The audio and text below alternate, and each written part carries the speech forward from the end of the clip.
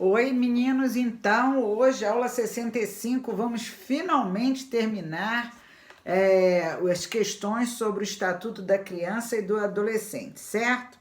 Bom, para terminar, eles fazem no número 7 da página 97. Leia esse trecho da Lei Complementar número 95, que apresenta as regras para a redação das leis. Então, essa lei, ela apresenta as regras para que se possam fazer as outras leis, tá? Que devem ser obedecidas de acordo com essa regra. Então, artigo 11. As disposições normativas serão redigidas com clareza, precisão e ordem lógica, observadas para esse propósito as seguintes normas. 1. Para obtenção de clareza, usar as palavras e as expressões em sentido comum, salvo quando a norma versar sobre assunto técnico, hipótese em que se empregará a nomenclatura própria da área em que esteja legislando. Então, nada de linguagem polada, de palavras usadas, pouquíssimo usadas, as palavras comuns, que todo mundo possa entender de maneira objetiva e clara. B. Usar frases curtas e concisas. Concisas quer dizer frases enxutas, nada de prolixidade. O que é prolixidade? Muitas pessoas, quando vão falar ou escrever, para falar uma coisa desse tamaninho, dá uma volta, dá uma volta, dá uma volta para chegar lá. Isso é ser prolixo. Então, a lei, se for muito grande, como é que você vai entender? Você nem consegue ler a lei toda. Então, ela tem que ser concisa. Ela tem que ser enxuta, tá?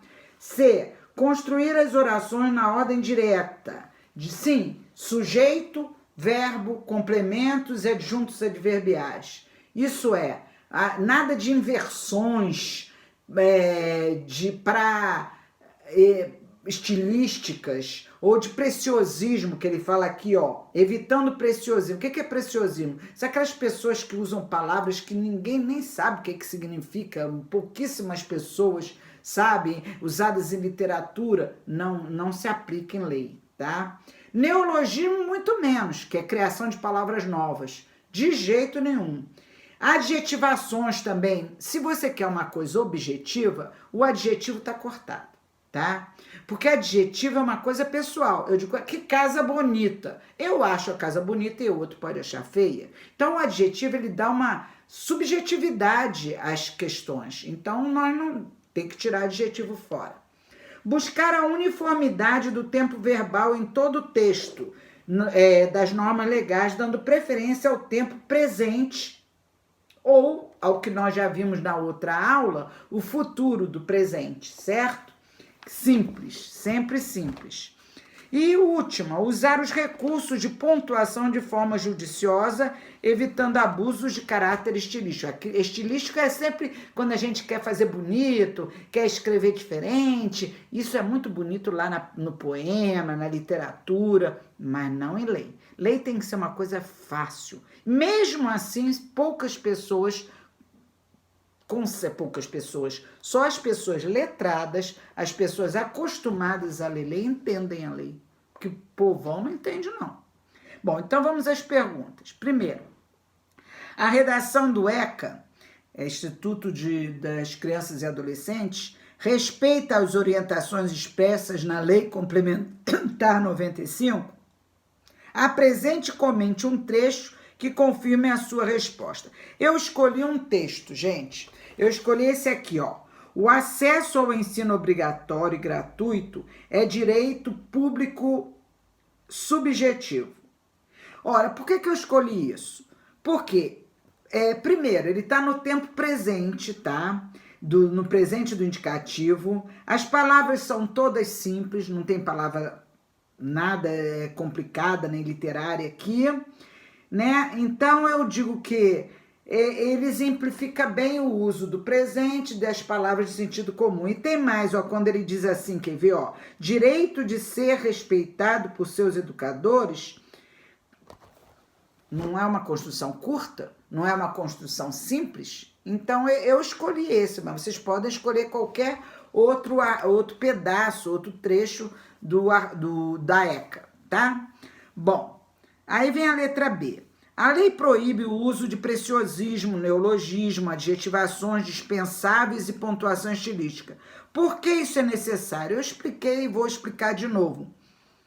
Porque ele quer objetividade. A lei tem que ser objetiva. O principal de uma lei é a objetividade e os recursos para estilísticos e literários, eles saem da objetividade, eles são subjetivos, eles complicam. Às vezes você sabe disso, a gente vai ler um poema, a gente tem que ler 2, 3 vezes para entender o poema. A lei não pode ser assim. A lei tem que ser concisa, objetiva. Então, o que eu responderia?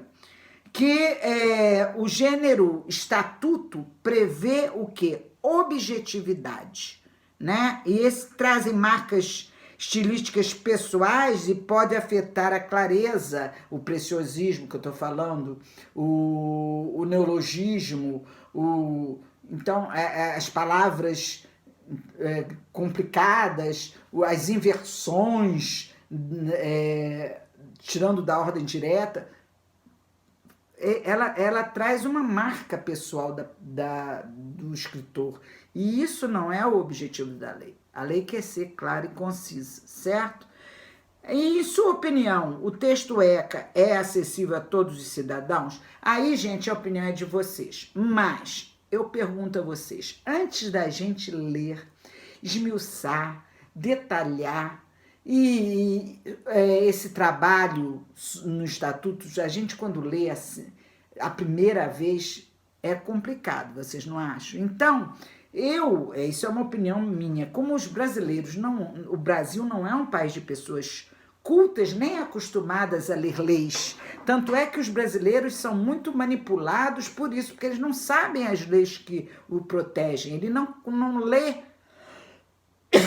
sobre as leis. Então, nem todos os cidadãos brasileiros estão familiarizados com esse tipo de leitura, tá?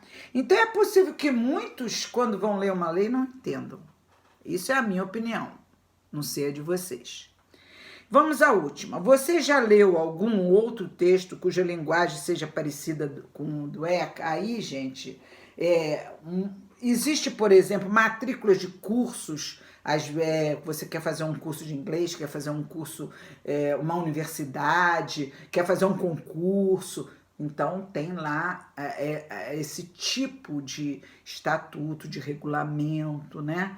E não sei se vocês já tiveram oportunidade de ler, mas se não tiver oportunidade de ler, é mais ou menos, esse tipo de texto que usa essa linguagem objetiva, concisa e parecida com a do Estatuto da Criança e do Adolescente. Gente, terminou. Aí eu pedi para vocês lerem o box, ó. Os estatutos, assim como outros textos que expressam leis e regras, obedecem a orientações de formulação que determinam sua organização e linguagem. Devem seguir uma ordem lógica e empregar linguagem clara e precisa, limitando os termos técnicos àqueles necessários para a legislação em uma área específica. Por exemplo, usar termo da economia quando legisla sobre as regras para transações financeiras. Tá? E por hoje é só. Beijos.